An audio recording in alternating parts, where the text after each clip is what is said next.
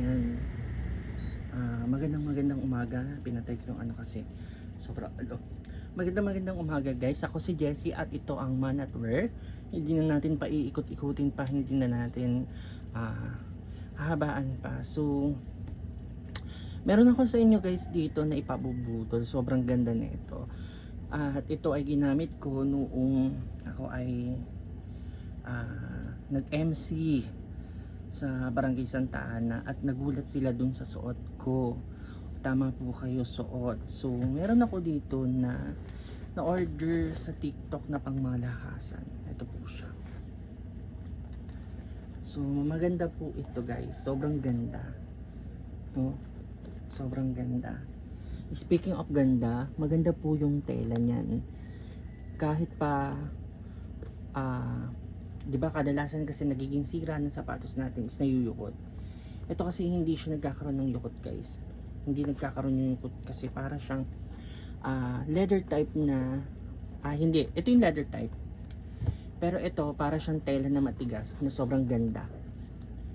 Pulido din yung pagkakatahi. May takong siya. Madumi po yung ilalim, hindi ko pa nalinis. May takong siya, ayan. No, pang lalaki pang babae pwede po ito, pero mas marami bumibili po ito na lalaki. So sa TikTok, nasa TikTok basket ko po ito. Yan, maganda po yan guys, sobrang ganda. Pointed po yung dulo. Maganda yung tahi. No? Nagulat sila nung suot-suot ko to, talagang pinagtitinginan talaga ako. Ang ganda nito guys. Wala kang masasabi sa kalidad. Yun nga lang, wala kang masasabi sa kalidad. Yung presyo naman nito guys is medyo pricey. So na-order ko siya sa TikTok nung time na yun is 1.3 po ito. So maganda po ito guys, sobrang ganda. No? 1.3 po. Nakuha natin to ng 1.3. Maganda po yung design, lalo na kapag kapoporma po kayo. Ayan, poporma po, pang alis, pang pasok, pang opisina. Yun. May iba't ibang kulay ito guys, baka kasi akalain nyo ito lang yung ano. So ang ganda na ito guys. Maganda po siya. No. Yung loob niya malambot po, kahit walang medyas okay, pero may pa-pre medyas po ito pag dineliver sa inyo. Naka-bubble wrap lang po ito, tapos darating sa in good, naka-bubble wrap lang siya, as in magugulat kayo, wala po siyang karton. No, wala po siyang karton. Ganyan nyo po siya, magugulat po kayo. Yung ganda ng sapatos pero wala siyang karton na kasama. Yan, ang ganda po niyan. Maganda sa paa, hindi siya masakit sa paa guys. And then nandito siya sa aking TikTok account, no. Nasa TikTok basket ko po siya. Yan. Ito po yung aking ipakasuyo. Kapag gusto niyo po umorder sa TikTok, ito po yung TikTok account ko, same ng pangalan, Man at Work 3189. Hanapin niyo lang po yan sa TikTok, sa YouTube. Yan po yung lalabas. Nasa basket ko lang po siya. Makikita niyo sa basket. No, pag in-scroll niyo po, makikita nyo black yung design, black yung kulay, what I mean. Yan. Pag tinignan nyo po siya, ayan po siya, Yan po yung presyo niya ngayon, Yan po yung presyo niya ngayon. Iba-iba po yung kulay niyan. Iba-iba. May violet, may black, may blue, may red. Yan po yung akin. No, kung gusto niyo yung legit na product guys, nasa basket ko. Kasi bago ko bilhin, talagang sinesearch ko, walang makakalusot sa akin pagdating sa pag-aano ng product. Nasa TikTok account ko lang po siya guys, kung gusto niyo bumili ng ganitong sapatos, lalo na habang mura pa, December, January, pagdating na naman ng March niyan, matik yan tataas na may mga sapatos, no. Anong pinagkaiba ng sapatos na yung nabibili sa Tiangge, sa palengke, yung authentic, no. Ang pinagkaiba kasi, hindi siya tumatagal ng 1 taon, no. 6 months lang, ganon. Medyo swertihin na nga kapag isang taon yung ano mo, yung swertihin na nga lang kapag ano, swerte na lang kapag swerte na lang kapag ano, kapag umabot ng isang taon yung sapatos mo. Pero kasi kapag may pricey, no? Tapos nakita mo naman talaga na maganda, worth it yung paggamit, no? At saka pag mahal na sapatos, automatic yung tumatagal talaga. Wala namang mahal na sapatos na hindi kalidad eh, no? Lalo na kapag sa TikTok, halos lahat ng product sa TikTok legit. Yun nga lang nakakatakot yung iba kasi walang review, no? Ang kainaman pa, hindi siya nagpuputok. Unang suot, wala kang makikitang guhit, yan, no? Wala kang makikitang guhit, no? Kasi kusa siyang bumabalik. Hindi ka matatakot na kapag sinusuot mayupi yun dito, wala. Hindi mo na kailangan magdagay ng guard, yung shoe guard dito. Kasi nakahulma po ng maayos yung pinaka katawan niya, no? Hindi ako expert sa sapatos pero alam ko pong tumingin na quality, no? Quality and quantity. So sobrang ganda nung sapatos na to na nagulat ako na kahit ako akala ko hindi siya legit, hindi siya totoo, no? Kasi kapag tinignan mo sa picture, parang totoo ba to? Ganito yung nasa picture, ganito ba yung eksena nito? Hindi mo alam kung ano yung nasa picture, yun din yung makukuha mo. Kaya guys, kung ako sa inyo, bumili na kayo habang mura pa, habang nasa basket ko pa, habang di pa sila nagtataas, no? So nakakatuwa kasi yun to. Tsaka hilig ko talaga mga pointed kasi maganda sa paa yung pointed, nakaayos yung paa, no?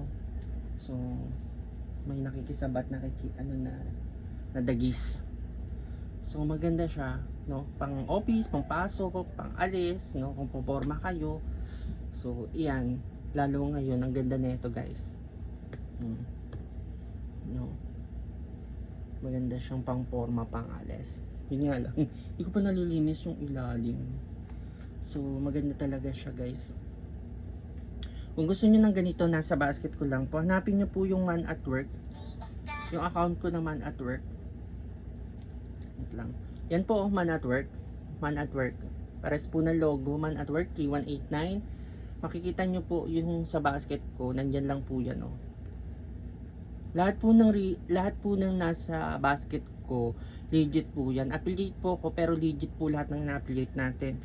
Wala tayong mga affiliate na may bogus na ganon. Walang ganon, guys. Lahat tayo, chine-check ko maigi kung legit. Kapag hindi legit, kahit noon pa, hindi ko talaga siya binobrod. Hindi ko talaga siya binablog kasi nga masisira ako. Yun. So ito po ay hindi po free. Binili ko po ito, no? Hindi po ito sponsored by, no? Kung gusto niyo po na maganda, pang forma, pang alis, no, pang paso, pang office, ito po, no? Kung gusto niyo naman ng mabilis masira, Tiangge, palengke, no? Doon po kayo unang-una kapag sa palengke, di mo magbibit yung design. Kasi pare-parehas na naka-display. Pagpunta mo sa isang palengke, yun pa rin yung itsura ng sapatos. Wala ka mapipili na talagang ikaw lang ang meron. Ito, tsaka ako lang may meron.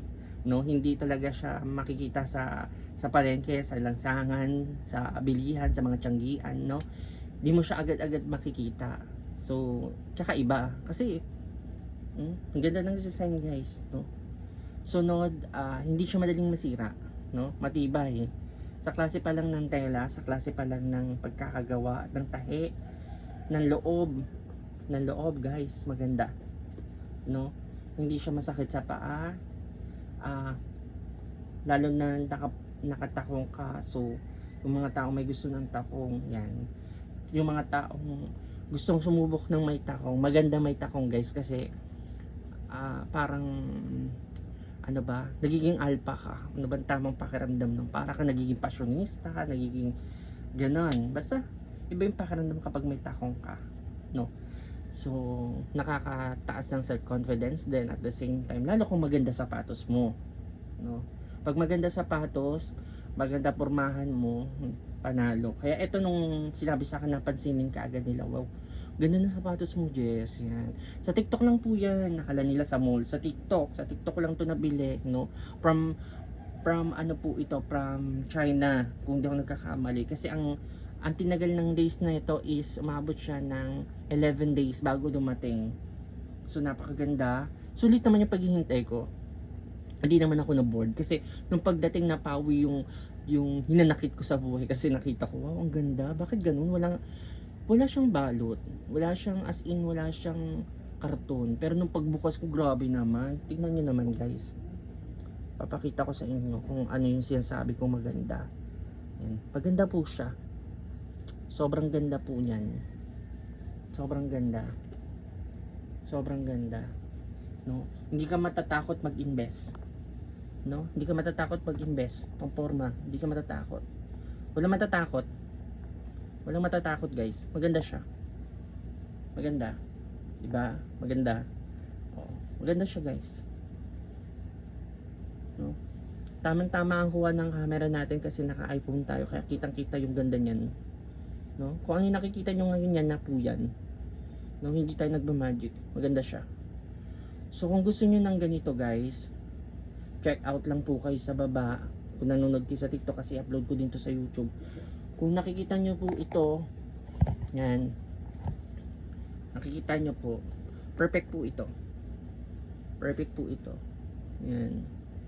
So, sana bumili kayo, no? Para kumita naman ako, ano? Wala tayong kita eh. No? Bili kayo, guys. Sampulan nyo, bilahan nyo ako. Tingnan nyo kung legit ba yung pinopromote ko. Maganda yan, guys. Maganda. Maganda yan. Diba? Maganda yan. Panalo yan, guys. Hindi tayo magpapromote ng hindi legit. Maganda yan. May iba't ibang kulay na ito, guys, ha. Diyan lang, oh. Diyan. Pipindutin nyo lang yan, oh. Yan. Pag pindot nyo, ito nalalabas. No? Kung sa TikTok kayo nanonood, yan. Pero kung sa YouTube ko kayo nanonood, guys, punta kayo sa aking TikTok account, no? Parehas lang ng logo. Yung logo ko ng YouTube. Logo din sa TikTok. Same ng pangalan. Walang pinagkaiba. Man at Work 3189. Type nyo sa TikTok. Makikita nyo na po agad yung TikTok account ko. Makikita nyo sa basket yung sapatos. No? Kung nanonood kayo sa YouTube. Sa TikTok din. No? Yan lang sa gilid. Pindutin nyo lang. No? So, yan po yung aking binablog ngayon na maganda. Hindi siya viral kasi hindi siya ganun kasikat eh. Hindi siya ganun ka common, no? Konti lang yung nagre-review sa kanya, no? Pag check out nyo po nito, may libre po itong ano ha, may libre po itong medyas. So, walang karton, nakabubble wrap lang po ito, magugulat kayo.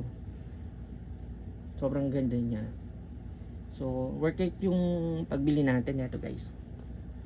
So, yun lang, di na natin pahabain, baka ano. So, bili lang kayo, guys, bili lang kayo. Subukan nyo, no? Subukan nyo bumili, guys. Hindi masama mag-invest. No? Hindi masama mag-invest. No? Wala pa tayong kita. Purusahan eh, no? Wala pa tayong kita. Bili na kayo, guys. No? Yun lang, guys. At muli ako si Jessie at ito ang Man at Work 3189. Bumili na kayo, guys. Para ano, hindi kayo masaktan. Charot. Maganda siya.